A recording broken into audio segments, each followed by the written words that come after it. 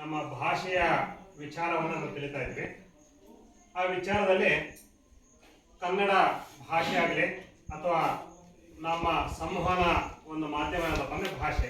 ಆ ಭಾಷೆ ಹೇಗೆ ಅಭಿವೃದ್ಧಿಯನ್ನು ಹೊಂದಿತ್ತು, ಅದು ಹೇಗೆ ಬೆಳವಣಿಗೆಯನ್ನು ಹೊಂದಿತ್ತು ಅನ್ನೋದ್ರ ಜೊತೆಗೆ ಭಾಷೆಯ ಉಗಮ ಯಾವಾಗಿನಿಂದ ಪ್ರಾರಂಭವಾಯಿತು ಅನ್ನುವ ವಿಚಾರವನ್ನ ಮತ್ತು ಲಿಪಿಯ ಜಾಡು ಅಂದ್ರೆ ಬರಹವು ಯಾವಾಗ ಪ್ರಾರಂಭವಾಯಿತು ಅಂತಕ್ಕಂಥ ವಿಚಾರವನ್ನ ಆ ಒಂದು ವಿಚಾರವಾಗಿ ತಿಳಿತಾ ಜೊತೆಗೆ ಈ ಮಾನವನ ಜ್ಞಾನ ಭಂಡಾರ ಅಂದ್ರೆ ಬದಲಾವಣೆ ಹೊಂದುತ್ತಾ ಆತನ ಜ್ಞಾನ ಭಂಡಾರ ಯಾವ ರೀತಿಯಾಗಿ ಭದ್ರವಾಯಿತು ಅಂತಕ್ಕಂಥ ವಿಚಾರವಾಗಿ ನಾವು ನಿನ್ನೆ ಒಂದು ಅವಧಿಯಲ್ಲಿ ಅಭ್ಯಾಸವನ್ನು ಮಾಡಿದ್ದೀವಿ. ಇವತ್ತಿನ ಒಂದು ಅವಧಿಯಲ್ಲಿ ನಾವು ಆ ಪಾಠದ ಮುಂದುವರಿದ ಭಾಗವನ್ನು ತಿಳಿಬೇಕಾಗುತ್ತೆ. ಅದಕ್ಕಿಂತ ಮೊದಲು ನಿಮಗೆ ಒಂದು ಚಿಕ್ಕ ಕಥೆಯನ್ನು ಹೇಳ್ತೇನೆ. ಏನಪ್ಪಾ ಅಂದ್ರೆ, ಹೀಗೆ ನಾವು ಹಳೆ ಶಾಲೆಯಲ್ಲಿದ್ದಾಗ ದಿನ ಬಸ್ಸಿಗೆ ಹೋಗ್ತಿದ್ವಿ. ಬಸ್ಸಿಗೆ ಹೋಗ್ತಾ ಇರ್ಬೇಕಾದ್ರೆ ಬಸ್ ಸ್ಟ್ಯಾಂಡ್ ಅಲ್ಲಿ ನಾವು ಬಸ್ಸಿಗೆ ವೇಟ್ ಮಾಡ್ತಾ ಇದ್ವಿ. ವೇಟ್ ಮಾಡ್ತಾ ಇರ್ಬೇಕಾದ್ರೆ ಒಂದು ತಾಯಿ ಒಂದು ಮಗುನ ಎತ್ಕೊಂಡಿತ್ತು. ಏನ್ ಎತ್ಕೊಂಡಿತ್ತು? ಮಗುನ ಎತ್ಕೊಂಡಿತ್ತು. ಆ ಮಗು ಒಂದೇ ಸಮನೆ ಅಳ್ತಾ ಇತ್ತು. ಏನ್ ಮಾಡ್ತಾ ಇತ್ತು? ಒಂದೇ ಸಮನೆ ಅಳ್ತಾ ಇತ್ತು. ಆ ಮಗುನ ತಾಯಿ ಸುಮ್ಮನೆ ಇರಿಸುವುದರ ಬದಲಾಗಿ ಏನ್ ಮಾಡ್ತಪ್ಪ ಅಂದ್ರೆ ಆ ತಾಯಿ ಮಗುಗೆ ಮತ್ತೆ ಹೊಡಿತಾ ಇತ್ತು. ಮಗು ಅಳ್ತಾನೆ ಇತ್ತು. ಮಗು ಅಳೋದನ್ನ ನಿಲ್ಲಿಸ್ತಾನೆ ಇಲ್ಲ. ಆಗ ನಾನೇನ್ ಮಾಡಿದೆ, ಯಾಕಮ್ಮ ಆ ಮಗುಗೆ ಹೊಡಿತೀವಿ, ಏನಾರ ಒಂದು ಚಾಕ್ಲೇಟ್ ಅರ ಏನಾರ ಕೊಟ್ರೆ ಸುಮ್ಮನೆ ಆಗೋದಿಲ್ವಾ ಅಂತ ನಾನು ಕೇಳಿದೆ. ಇಲ್ಲ ಬಿಡ್ರಿ, ನಾನು ಹೊಡಿತೇನೆ ಅಂತಂದು ಮತ್ತೆ ಆ ಮಗುಗೆ ಏನ್ ಮಾಡಿದಪ್ಪ ಅಂತ ತಾಯಿ ಹೊಡಿಲಿಕ್ಕೆ ಶುರು ಮಾಡಿದ್ರು. ಅಲ್ಲಮ್ಮ ಹಾಗೆ ಮಾಡಬೇಡ, ನಾನೇ ಬೇಕಾದ್ರೆ ಚಾಕ್ಲೇಟ್ ಕೊಡಿಸ್ತೇನೆ, ನೀವು ದಯಮಾಡಿ ಆ ಮಗುನ ಸುಮ್ಮನೆ ಮಾಡಮ್ಮ ಅಂತ ಕೇಳಿದ ನಾನು. ಆಗ ಆ ತಾಯಿ ಹೇಳ್ತಾಳೆ, ಅಲ್ಲ ಸರ್, ನಾವು ಸಾವಿರಾರು ರೂಪಾಯಿ ದುಡ್ಡು ಕೊಟ್ಟು ಕಾನ್ವೆಂಟಿಗೆ ಮಗುನ ಶಾಲೆಗೆ ಸೇರಿಸಿದ್ರೆ ಆ ಮಗು ನನ್ನ ಮಮ್ಮಿ ಅಂತ ಕರೆಯೋದ್ ಬಿಟ್ಟು ಮತ್ತೇನ್ ಮಾಡ್ತಿದ್ದೆಪ್ಪ ಅಂದ್ರೆ ಅಮ್ಮ ಅಮ್ಮ ಅಂತ ಅಳ್ತಾ ಇದೆ ಅಂತಂದು ಏನ್ ಮಾಡ್ತಪ್ಪ ಅಂದ್ರೆ ಆ ತಾಯಿ ಹೇಳಿದ್ರು. ಆಗ ನಾನ್ ತಲೆ ಕೆರ್ಕನಕ್ ಶುರು ಮಾಡಿದೆ. ಇವ್ರು ಯಾಕಪ್ಪ ಹಿಂಗ್ ಹೇಳ್ತಾ ಇದಾರೆ?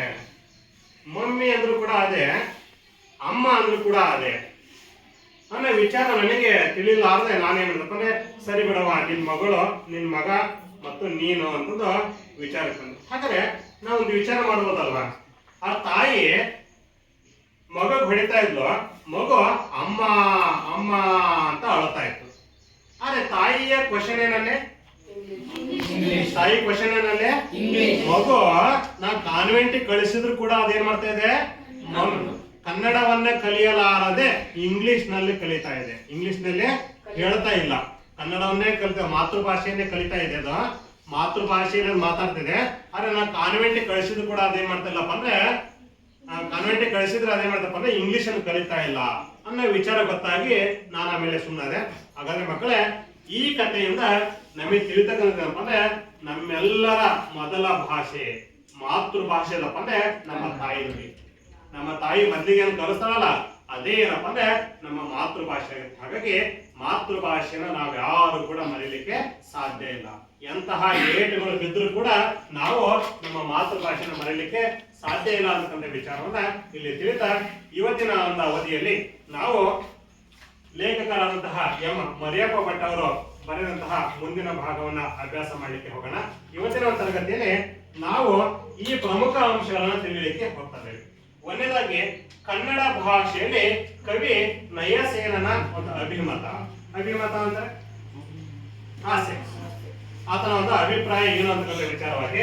ಮತ್ತೊಂದು ಎರಡನೇ ಅಂಶ ಏನಪ್ಪ ಅಂದ್ರೆ, ಕವಿ ಮಹಾಲಿಂಗರಂಗರು ಕನ್ನಡದ ಸುಲಭತೆಯನ್ನ ಯಾವ ರೀತಿಯಾಗಿ ನಮಗೆ ತಿಳಿಸಿಕೊಟ್ಟಿದ್ದಾರೆ ಅನ್ನುವ ವಿಚಾರ.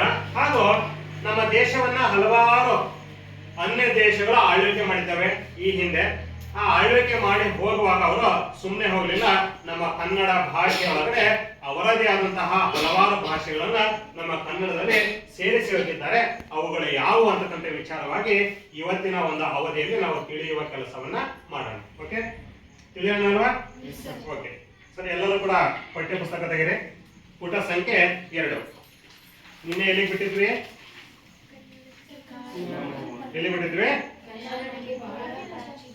ಕನ್ನಡಕ್ಕೆ ಪ್ರಾಚೀನ ಕಾಲ. ಓಕೆ, ಅಲ್ಲಿ ಒಂದ್ಸಾರಿ ಓದ್ತೇನೆ, ನೀವೆಲ್ಲರೂ ಕೂಡ ಗಮನಿಸ್ರಿ.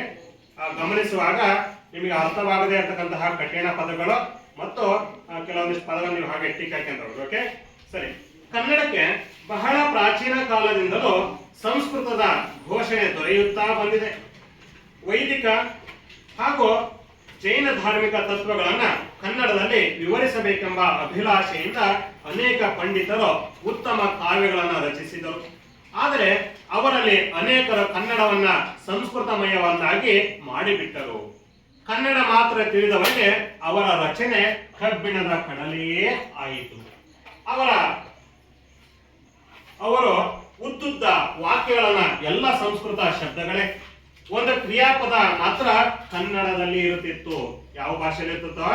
ಕನ್ನಡದಲ್ಲಿ ಇರ್ತಿತ್ತು. ಯಾವ್ದಿರ್ತಿತ್ತು? ಕ್ರಿಯಾಪದ ಮಾತ್ರ ಕನ್ನಡದಲ್ಲಿ ಇರ್ತದೆ. ಇನ್ನುಳಿದೆಲ್ಲ ಕೂಡ ಏನಾಗ್ತಪ್ಪ ಅಂದ್ರೆ ಸಂಸ್ಕೃತ ಭಾಷೆಯಲ್ಲಿಯೇ ಇರ್ತಾ ಇತ್ತು ಅಂತ ಹೇಳ್ತಾರೆ. ಜೊತೆಗೆ ಎಲ್ಲ ಸಂಸ್ಕೃತ ಶಬ್ದಗಳೇ, ಒಂದು ಕ್ರಿಯಾಪದ ಮಾತ್ರ ಕನ್ನಡದಲ್ಲಿ ಇರುತ್ತಿತ್ತು. ಇಂಥ ಪರಿಸ್ಥಿತಿಯನ್ನ ಗಮನಿಸಿ 12ನೇ ಶತಮಾನದ ನಯಸೇನ ಕವಿ ಹೀಗೆ ಹಲುಬಿದ. ಯಾವ ಕವಿ? ನಯಸೇನ ಅಂತಕ್ಕಂಥ ಕವಿ ಏನ್ ಮಾಡ್ತಾನೆ ಈ ರೀತಿಯಾಗಿ ಹೇಳ್ತಾನೆ. ಯಾವ ರೀತಿ ಅನ್ನೋದನ್ನ ನಾವಿಲ್ಲಿ ನೋಡೋಣ. ಸಕ್ಕದಂ ಪೇಳ್ವಡೆ ನೆರೆ ಸಕ್ಕದಂ ಪೇಳ್ಗೆ ಶುದ್ಧ ಕನ್ನಡದೋಳ್ ತಂದಿಕ್ಕುವುದೇ ಸಕ್ಕದಂಗಳ್ ತಕ್ಕುದೇ ಬೆರಸಲ್ಕೆ ಗುತಮಮಂ ತೈಲಮಮಂ. ಏನಂತ ಹೇಳ್ತದಾನೆ ಈತ ನಯಸನ ಕವಿ ಏನ್ ಮಾಡ್ತಾನೆ ಕನ್ನಡ ಭಾಷೆಯ ಬಗ್ಗೆ ಹೇಳ್ತದಾನೆ. ನೋಡಿ, ನಾವಿಲ್ಲಿ ವಿಚಾರವನ್ನು ತಿಳ್ಕೋಬಹುದು. ಏನಪ್ಪಾ ಅಂದ್ರೆ ನಯಸೇನ ಕವಿಯ ಅಭಿಮತ. ಏನ ಅಭಿಮತಪ್ಪ ಅಂದ್ರೆ ಆತ ಹೇಳ್ತಾ ಇದ್ದಾನೆ, ಈ ಹಿಂದೆ ಕವಿಗಳು ನಾವು ಎಲ್ಲಪ್ಪ ಅಂದ್ರೆ ಪೂರ್ವದ ಹಳ ಕನ್ನಡಕ್ಕೆ ಹೋದ್ರೆ ಅಲ್ಲಿ ನಮ್ಮ ಕನ್ನಡ ಭಾಷೆ ಅನ್ನೋದು ಬಳಕೆ ಇದ್ದಿಲ್ಲ. ಅಲ್ಲಿ ಸಂಪೂರ್ಣವಾಗಿ ಏನಪ್ಪ ಅಂದ್ರೆ ಸಂಸ್ಕೃತದೇ ಪದಗಳನ್ನ ಬಳಸ್ತಾ ಇದ್ರು. ಉದಾಹರಣೆ, ನಾವು ಹಳ ಕನ್ನಡದ ಪದ್ಯಗಳನ್ನ ಅಭ್ಯಾಸ ಮಾಡಿದ್ರೆ, ಗದ್ಯಗಳನ್ನ ಅಭ್ಯಾಸ ಮಾಡಿದ್ರೆ ನಿಮಗೆ ಅಷ್ಟು ಸುಲಭವಾಗಿ ಅರ್ಥ ಆಗ್ತಾ ಇರಲಿಲ್ಲ. ಅದು ಅವಾಗ ಏನಾಯ್ತಪ್ಪ ಅಂದ್ರೆ ಕಬ್ಬಿಣದ ಕಡಲೆ. ಏನು ಕಬ್ಬಿಣದ ಕಡಲೆ ಅಂದ್ರೆ ಬರೇ ಕಡಲೆ ತಿನ್ಬೋದು. ಬರೇ ಕಡಲೆ ತಿನ್ಬೋದಲ್ಲ ಪ್ರಕಾಶ್ ಶೆಟ್ಟಿ? ತಿನ್ಬೋದಲ್ಲ. ಆದ್ರೆ ಕಬ್ಬಿಣದ ಕಡಲೆಯನ್ನ ತಿನ್ಲಿಕ್ಕೆ ಸಾಧ್ಯ ಇಲ್ಲ. ಸಾಧ್ಯ ಆಯ್ತಾ? ಇಲ್ಲ. ಹಾಗಾಗಿ ಅದನ್ನ ಹೇಳಿದ್ರೆ ಸಂಸ್ಕೃತ ಭಾಷೆ ಅನ್ನೋದು ಅವತ್ತಿನ ಕಾಲದಲ್ಲಿ ಏನಿದಪ್ಪ ಅಂದ್ರೆ ಕಬ್ಬಿಣದ ಕಡಲೆಯಾಗಿತ್ತು. ಆದ್ರೆ ಸುಲಭದ ಭಾಷೆ ಏನಿದಪ್ಪ ಅಂದ್ರೆ ಕನ್ನಡ ಆಗಿತ್ತು. ಆದ್ರೆ ಆಗಿನ ಕವಿಗಳು ಯಾರ್ಯಾರು? ಆಗಿನ ಕವಿಗಳು ಅಂದ್ರೆ ಹೇಳಿ ಹೆಸರು ನೋಡೋಣ. ಆಗಿನ ಕವಿಗಳು, ಹಳೆ ಕನ್ನಡದ ಕವಿಗಳು ಯಾರ್ಯಾರು? ಶಿವ ಕೋಟ್ಯಾಚಾರ್ಯ, ಪಂಪ, ರನ್ನ, ಜನ್ನ, ಪೊನ್ನ, ನೃಪತುಂಗ, ನಯಸೇನ, ಮಹಾಲಿಂಗರಂಗರು. ಅದಕ್ಕಿಂತ ಮೊದಲು ಏನ್ ಕವಿಗಳು ಇದ್ರಲ್ಲ ಅವರೆಲ್ಲರೂ ಕೂಡ ಏನದಪ್ಪ ಅಂದ್ರೆ ಕನ್ನಡದ ಬದಲಾಗಿ ಅದರಲ್ಲೇ ಏನದಪ್ಪ ಅಂದ್ರೆ ಸಂಸ್ಕೃತನ ಮೇಳೈಸಿಕೊಂಡು ಕವಿತೆಗಳನ್ನ ಬರೀತಕ್ಕಂಥವ್ರಾಗಿದ್ರು. ತದನಂತರ ದಿನಗಳಲ್ಲಿ ಇತ್ತೀಚಿನ ಕವಿಗಳ ಸಂಪೂರ್ಣವಾಗಿ ಕನ್ನಡದ ಪದಗಳನ್ನ ಬಳಸುವ ಕೆಲಸ ಮಾಡ್ತಾರೆ. ಆದ್ರೆ ಇಲ್ಲಿ ನಯಸೇನ ಅಂತಕ್ಕಂಥ ಕವಿ ಏನ್ ಮಾಡ್ತಾನೆ 12ನೇ ಶತಮಾನದ ಕವಿ ಈ ವಿಚಾರವನ್ನು ಹೇಳ್ತಾನೆ. ಏನಪ್ಪಾ ಅಂದ್ರೆ ಸಕ್ಕದಂ ಪೇಳ್ವಡೆ ನೆರೆ ಸಕ್ಕದಂ ಪೇಳಿಗೆ ಶುದ್ಧ ಕನ್ನಡದೊಳ್. ನಾವು ಕವಿತೆಗಳನ್ನ ರಚಿಸುವುದಾದ್ರೆ ಶುದ್ಧವಾದ ಕನ್ನಡದಲ್ಲಿಯೇ ಕವಿತೆಗಳನ್ನ ರಚಿಸಬೇಕು. ಅದ ಬಿಟ್ಟು ಬೇರೆ ಯಾವ ಭಾಷೆಗಳನ್ನು ಕೂಡ ನಾವು ಬಳಸಿಕೊಂಡು ಕವಿತೆಗಳನ್ನು ರಚಿಸುವುದು ಬೇಡ ಅಂತ ಹೇಳ್ತಾರೆ. ನೋಡಿ, ಅದಕ್ಕೆ ಮುಂದುವರೆದ್ಬಿಟ್ಟು ಒಂದು ಉದಾಹರಣೆ ಕೊಡೋಣ. ಅದು ಹೇಗಾಗುತ್ತಪ್ಪ ಅಂದ್ರೆ ಶುದ್ಧ ಕನ್ನಡದಲ್ಲಿ ನಾವು ಕವಿತೆಗಳನ್ನು ರಚಿಸದೇ ಇದ್ರೆ ಅದು ಹೇಗಾಗುತ್ತಪ್ಪ ಅಂದ್ರೆ ತಂದಿಕ್ಕುವುದೇ ಸಕ್ಕದಂಗಳ್ ತಕ್ಕುದೇ ಬೆರಸಲ್ಕೆ ಗುರುತಮಮಂ ತೈಲಮಮಂ. ಎಣ್ಣೆಯ ಒಳಗಡೆ ತುಪ್ಪವನ್ನು ಮಿಶ್ರಣ ಮಾಡಿದಾಗ ಎಣ್ಣೆಯ ಸ್ವಾದವು ಸಿಗುವುದಿಲ್ಲ, ತುಪ್ಪದ ಸ್ವಾದವೂ ಕೂಡ ಸಿಗುವುದಿಲ್ಲ. ನಮಗೆ ಸಿಗ್ತತ? ತುಪ್ಪದ ರುಚಿನೇ ಗೊತ್ತಲ್ಲ ನಮಗೆ. ಸಿಗ್ತತ? ತುಪ್ಪದ ರುಚಿನೂ ಸಿಗಲ್ಲ, ಬದಲಾಗಿ ಯಾವ ಸಿಗಲ್ಲ? ಎಣ್ಣೆಯ ರುಚಿಯೂ ಕೂಡ ನಮಗೆ ಸಿಗಲ್ಲ. ಹಾಗಾಗ್ಬಿಡುತ್ತೆ. ಹಾಗಾಗಿ ಕನ್ನಡ ಭಾಷೆಯ ಒಳಗಡೆ ನಾವೇನ್ ಮಾಡ್ಬೇಕು? ಕೇವಲ ಕನ್ನಡವನ್ನೇ ಬಳಸಿಕೊಂಡು ಏನಪ್ಪ ಅಂದ್ರೆ ಕವಿತೆಗಳನ್ನ ಗದ್ಯಗಳನ್ನ ರಚಿಸುವ ಕೆಲಸ ಮಾಡ್ಬೇಕಂತದ್ದು ಕವಿ ನಯಸೇನವರು ಏನಂತಾರೆ ತಮ್ಮ ಅಭಿಮತವನ್ನ ವ್ಯಕ್ತಪಡಿಸ್ತಾರೆ. ಹಾಗಾದ್ರೆ ಇಲ್ಲೊಂದು ಪದ ಬಂತಲ್ವಾ, ಅಭಿಮತ ಅಂದ್ರೆ ಏನು?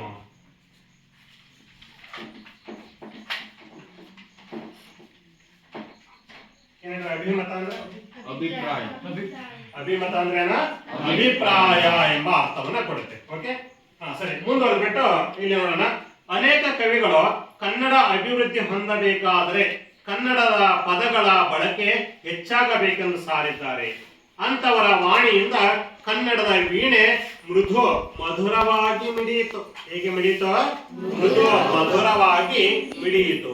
ಮುಂದೆ ಬಸವೇಶ್ವರ, ಅಲ್ಲಮ ಪ್ರಭುಗಳಂತಹ ಶರಣ ವರೆಣ್ಯರು, ಚಾಮರಸ, ಕುಮಾರವ್ಯಾಸರಂತಹ ಕವಿ ಪುಂಗವರು, ಪುರಂದರದಾಸ, ಕನಕದಾಸರಂತಹ ದಾಸ ಶ್ರೇಷ್ಠರು ಸುಲಭ ಮಾರ್ಗವನ್ನ ತುಳಿದರು. ತಮ್ಮ ತಮ್ಮ ಅನುಭವ ಸಾರವನ್ನ ಸುಲಭವೂ ಸುಂದರವೂ ಸಹಜವೂ ಆದ ಮಾತುಗಳಿಂದ ಹೃದಯ ಮುಟ್ಟುವಂತೆ ಅಭಿವ್ಯಕ್ತಪಡಿಸಿದರು.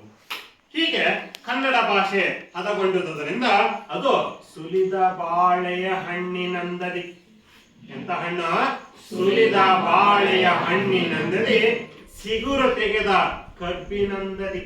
ಸಿಗುರು ತೆಗೆದ ಕಬ್ಬಿನಂದದಿ, ಉಷ್ಣ ಅಳಿದ ಹಾಲಿನಂತೆ ಸುಲಭವೋ ರುಚಿಯುಳ್ಳದ್ದು ಆಗಿದೆ ಎಂದು ಕವಿ ಮಹಾಲಿಂಗರಂಗ ಅವರು ಏನ್ ಮಾಡ್ತಾರೆ, ಕನ್ನಡ ಸುಲಭವಾದದ್ದು ಅಂತ ಹೇಳ್ತಾರೆ. ನೋಡಿ, ಇಲ್ಲಿ ಹೇಳ್ತಾರೆ ಕವಿ, ನಾವು ಇಲ್ಲಪ್ಪ ಅಂದ್ರೆ ಸುಮಾರು 12ನೇ ಶತಮಾನಕ್ಕಿಂತ ಹಿಂದಕ್ಕೆ ಹೋದ್ರೆ ಅದು ಒಂದು ಕಾಲ. ಎಂತ ಕಾಲಪ್ಪ ಅಂದ್ರೆ ಹಳಗನ್ನಡದ ಕಾಲ. ಅದು ಯಾವ್ದು? ಕ್ರಿಸ್ತ ಶಕ 12ನೇ ಶತಮಾನಕ್ಕೆ ಹಿಂದಕ್ಕೆ ಹೋದ್ರೆ ಅಲ್ಲಿ ಯಾರ್ಯಾರು ಬರುತ್ತೆ? ಪಂಪ, ರನ್ನ, ಜನ್ನ, ಪೊನ್ನ, ಆಮೇಲೆ ಶಿವಕೋಟ್ಯಾಚಾರ್ಯರು, ಇತರೇ ಕವಿಗಳು ಬರ್ತಾರೆ. ಆ ಕವಿಗಳೆಲ್ಲ ಏನ್ ಮಾಡ್ತಾರಪ್ಪ ಅಂದ್ರೆ ಅತಿ ಹೆಚ್ಚು ಅಂದ್ರೆ 75% ಸಂಸ್ಕೃತದ ಪದಗಳನ್ನ ಬಳಸ್ತಿದ್ರು. ನಂತರದಲ್ಲಿ ನೋಡಿ, ಇಲ್ಲಿ ಲೇಖಕರು ಹೇಳ್ತಾರೆ, ಬರೆಯಪ್ಪ ಪಟ್ಟವರು ನೋಡಿ ಹೇಳ್ತಾರೆ, ಯಾರಪ್ಪ ಅಂದ್ರೆ ಯಾವಾಗ ಬಸವಣ್ಣನಂತರು ಬಂದ್ರು. ಬಸವಣ್ಣ ಗೊತ್ತಲ್ಲ ನಮಗೆ? ಯಾರು ಬಸವಣ್ಣ? ಬಸವಣ್ಣ ಯಾರು? ಅವರೊಬ್ಬ ಶ್ರೇಷ್ಠವಾದ ವಚನಕಾರರು, ವಿಶ್ವಗುರು. ಯಾರ್ಯಾರ? ವಿಶ್ವಗುರು. ಹೀಗೆ ಬಸವಣ್ಣನಂತವರು ಮತ್ತು ಅಲ್ಲಮ ಪ್ರಭುಗಳಂತವ್ರು ಯಾವಾಗ ಬಂದ್ರು, ಹೌದು, ಇವ್ರ ಹೆಸರು ಯಾಕೆ ಬಳಸಿದ್ರಿ ಇಲ್ಲಿ? ಜಯಶ್ರೀ ಯಾಕೆ ನೋಡಿ, ಇಲ್ಲಿ ಯಾರ ಹೆಸರು ಹೇಳ್ತಾರೆ? ಬಸವಣ್ಣ, ಅಲ್ಲಮ ಪ್ರಭು, ಚಾಮರಸ, ಕುಮಾರವ್ಯಾಸ, ಪುರಂದರದಾಸ, ಕನಕದಾಸ ಇತ್ಯಾದಿ ಕವಿಗಳ ಹೆಸರು ಹೇಳ್ತಾರೆ. ಯಾಕೆ ಹೇಳ್ತಾರೆ? ಏನ್ ಬದಲಾವಣೆ ಮಾಡಿದ್ರಿ ಇವರು?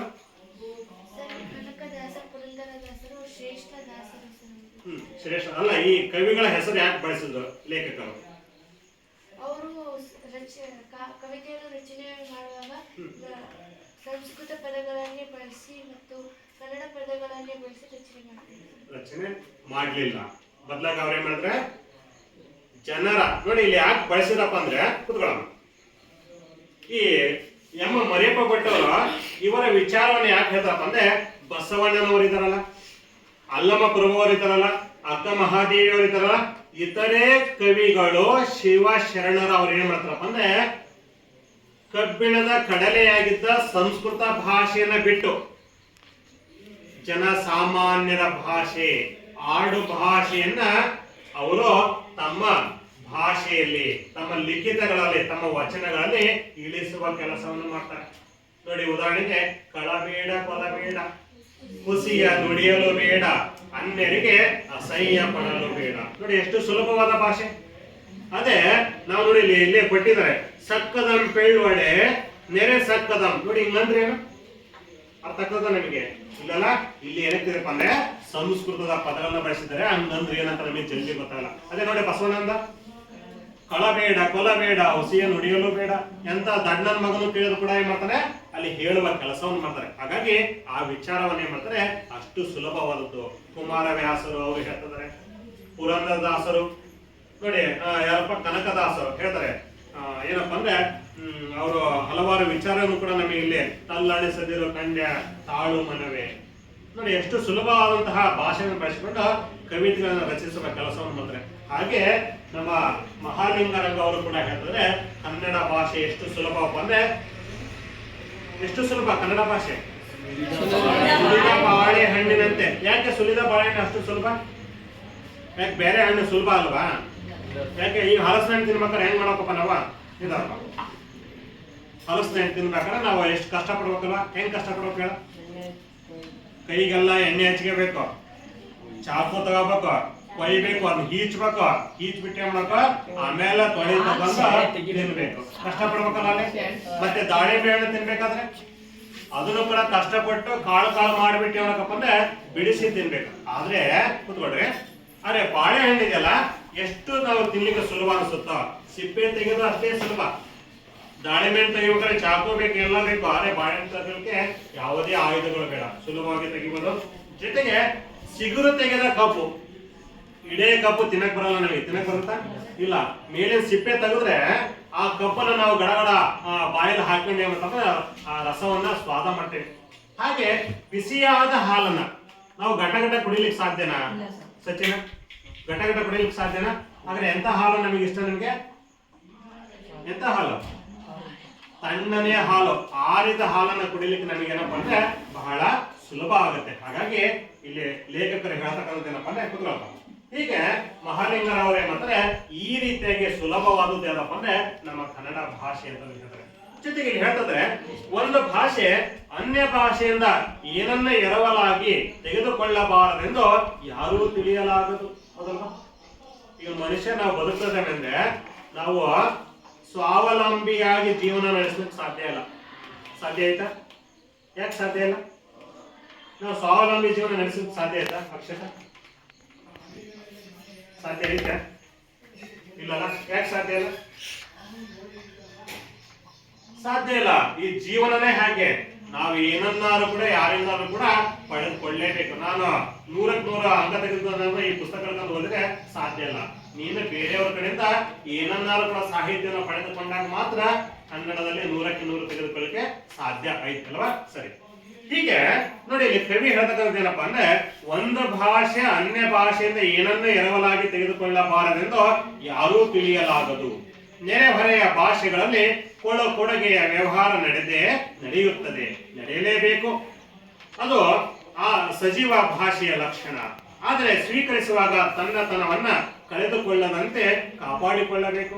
ಹಿಂದೆ ಸಂಸ್ಕೃತ ಪ್ರಾಕೃತ ಭಾಷೆಗಳಿಂದ ತತ್ಸಮ ತದ್ಭವಗಳಾಗಿ ಅನೇಕ ಶಬ್ದಗಳನ್ನ ಕನ್ನಡ ತನ್ನಲ್ಲಿ ಅಳವಡಿಸಿಕೊಂಡಿದೆ.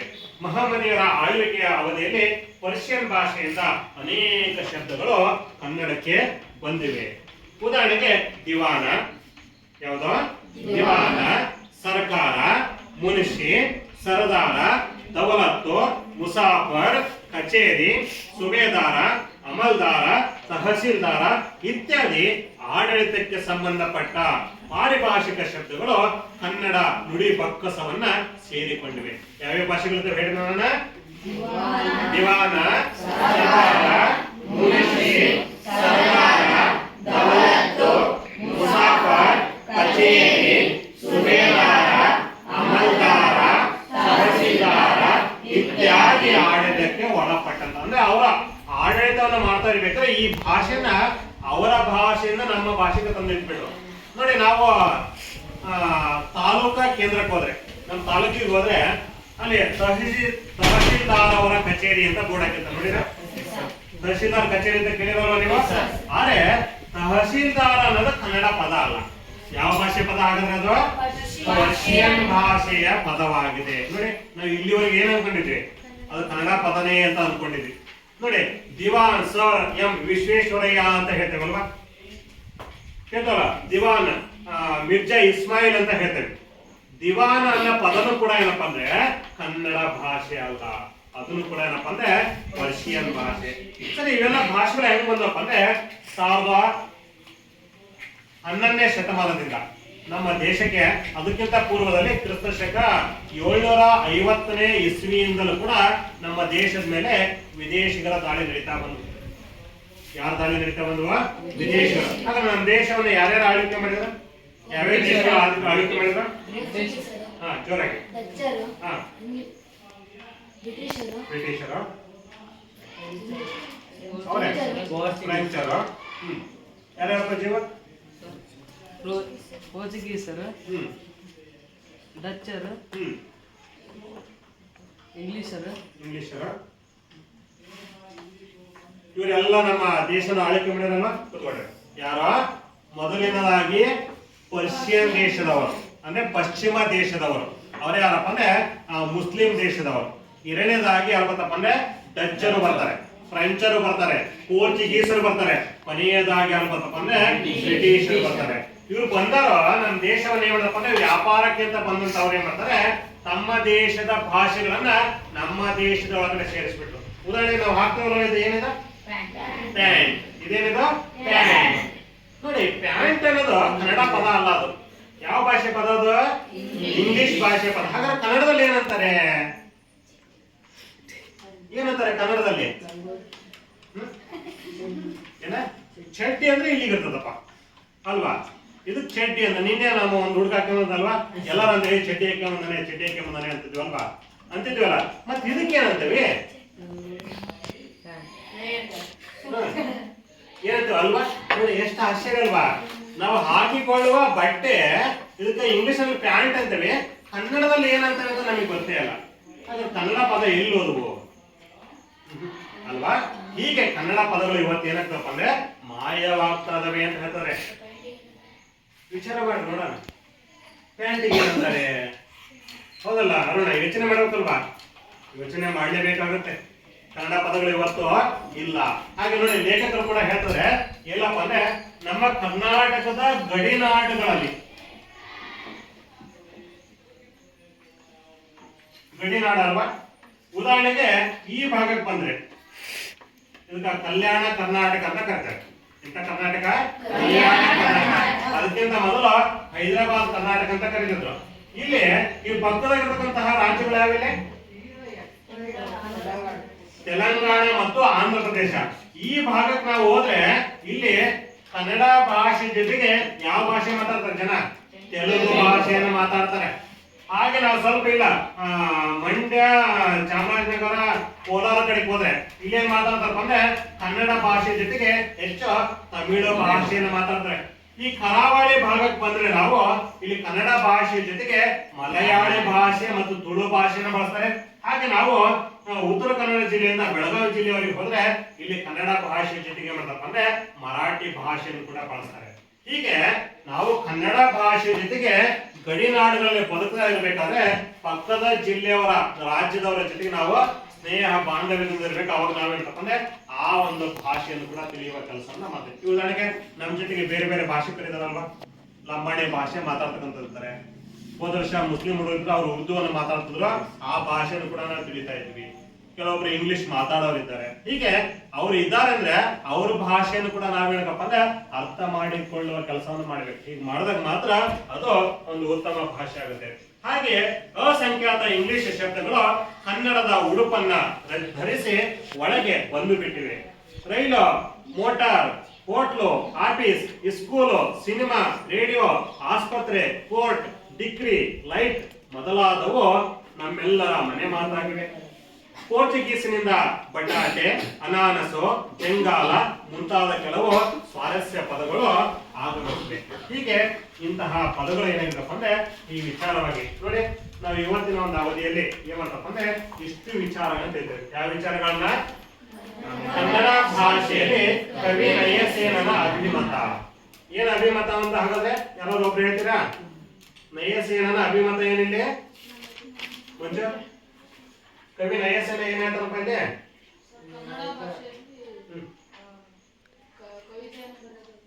ನಾವು ಕವಿತೆಗಳನ್ನು ರಚಿಸುವುದಾದ್ರೆ ಶುದ್ಧ ಕನ್ನಡದಲ್ಲಿಯೇ ರಚಿಸಬೇಕು.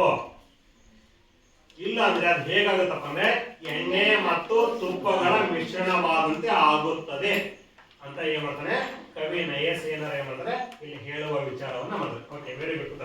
ಎರಡನೇ ಅಂಶ, ಕವಿ ಮಹಾಲಿಂಗರಂಗರು ಕನ್ನಡದ ಸುಲಭತೆ ವಿಚಾರವನ್ನ ಹೇಗೆ ಹೇಳಿದ್ದಾರೆ? ಯಾರು ಹೇಳ್ತೀರಾ? ಎಸ್ ಹೇಳ. ಸುಳಿದ ಬಾಳೆ ಹಣ್ಣಿನಂತೆ ಮತ್ತೆ ಸಿಗುರು ತೆಗೆದ ಕಬ್ಬಿನಂತೆ ಉಷ್ಣ ಆರಿಸಿದ ಹಾಲಿನಂತೆ ಕನ್ನಡ ಭಾಷೆ ಬಹಳ ಸುಲಭವಾಗಿದೆ ಅಂತ ಹೇಳ್ತಾರೆ ತಮ್ಮ ಅಭಿಮತವನ್ನೇ ವ್ಯಕ್ತಪಡಿಸ್ತಾರೆ. ವೆರಿ ಗುಡ್, ಶಭಾಷ್. ಹಾಗಾದ್ರೆ ಅನ್ಯ ದೇಶದಿಂದ ಕನ್ನಡಕ್ಕೆ ಬಂದ ಪದಗಳು ಯಾವ್ಯಾವು?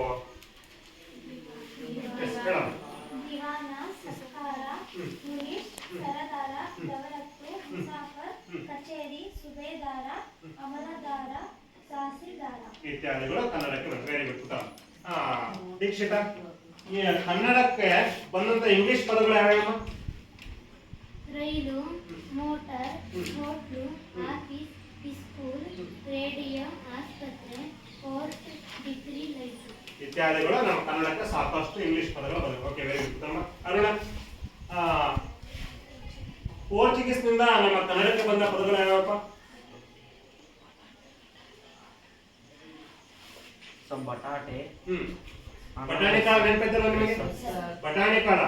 ಆ ಬಟಾಣಿ ಕಾಳು ಕನ್ನಡ ಪದ ಅಲ್ಲ ಅದು. ಯಾವ ಪದ ಅದು?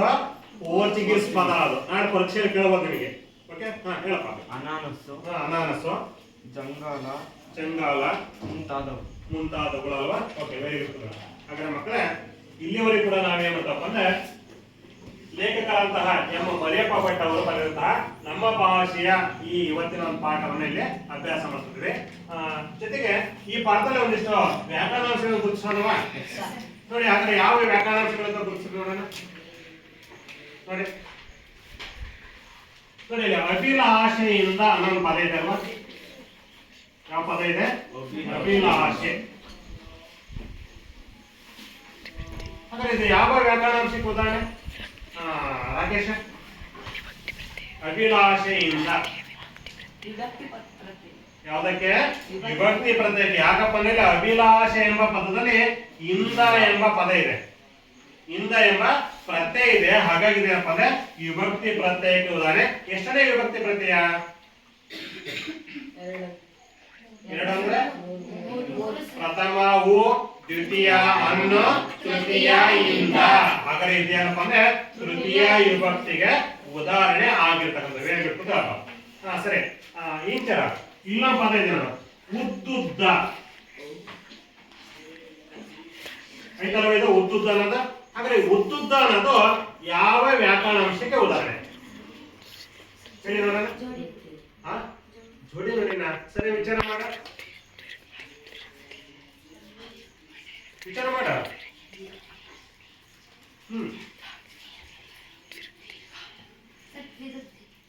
ಯಾವ್ದಕ್ಕೆ?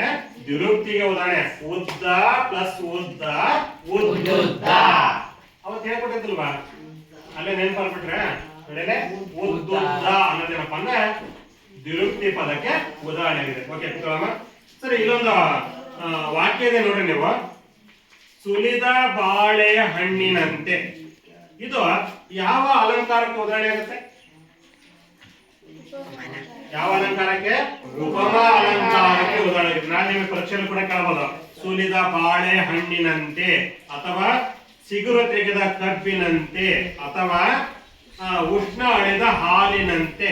ಇವುಗಳನ್ನ ನಿಮಗೆ ನಾಳೆ ವ್ಯಾಕರಣಾಂಶಗಳಲ್ಲಿ ಕೂಡ ಕೇಳತಕ್ಕಂತಹ ಸಾಧ್ಯತೆ ಇದೆ. ಹಾಗಾಗಿ ಇವುಗಳನ್ನ ನೀವು ಇಲ್ಲಿ ಗಮನಿಸಬೇಕು. ಓಕೆ, ಸರಿ. ಇವತ್ತಿನ ಪಾಠದ ಮೇಲೆ ಒಂದು ಗೃಹಪಾಠ ಹೇಳ್ತಾನೆ, ಬರ್ಕೊಡ್ರಿ.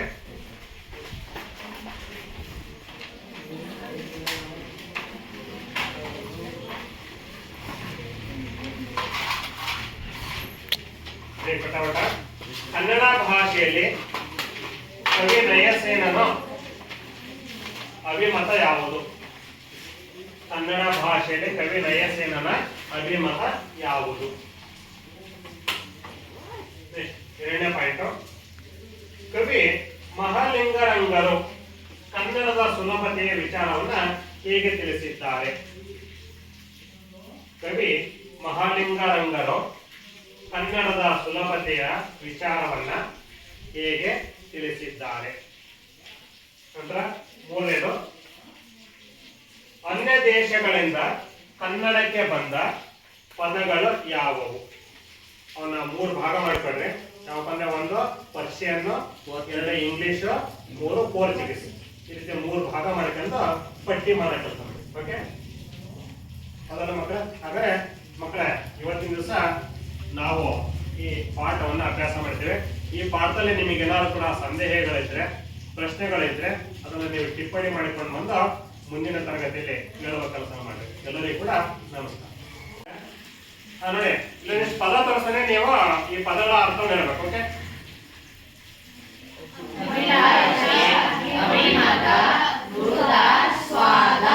ಸರಿ. ಈಗ ಕಾವ್ಯನ ಅಭಿಲಾಷೆ ಪದದ ಅರ್ಥ ಏನಮ್ಮ?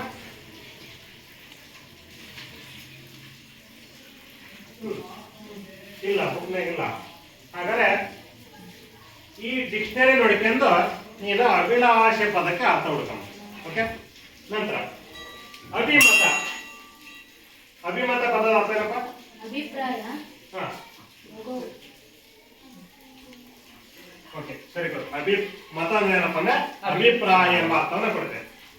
ಮಂಜ, ಗುರುತ ಪದದ ಅರ್ಥ ಏನಪ್ಪ?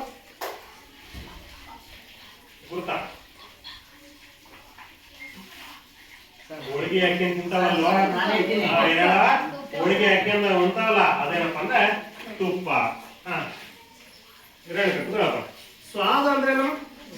ಸ್ವಾದ ಅಂದ್ರೇನ ರುಚಿ. ಹಾಗಾದ್ರೆ ಮಕ್ಕಳೇ ಈ ಪದಗಳಿಗೆ ನಾವಿಲ್ಲಿ ಅರ್ಥಗಳನ್ನ ನೋಡೋಣ. ನೋಡಿಲಿ, ಅಭಿಲಾಷೆ ಅಂದ್ರೇನು? ಆ ಬಯಕೆ ಅಥವಾ ಆಸೆ ಎಂಬ ಅರ್ಥ ಕೊಡುತ್ತೆ. ಅಭಿಪ್ರಾಯ, ಅಭಿಮತ ಅಂದ್ರೆ ಏನಪ್ಪ ಅಂದ್ರೆ ಅಭಿಪ್ರಾಯ. ಹಾಗೆ ಘೃತ ಅಂದ್ರೆ ಏನಪ್ಪ ಅಂದ್ರೆ ತುಪ್ಪ. ಮತ್ತು ಸ್ವಾದ ಅಂದ್ರೆ ಏನಪ್ಪ ಅಂದ್ರೆ ರುಚಿ. ಓಕೆ.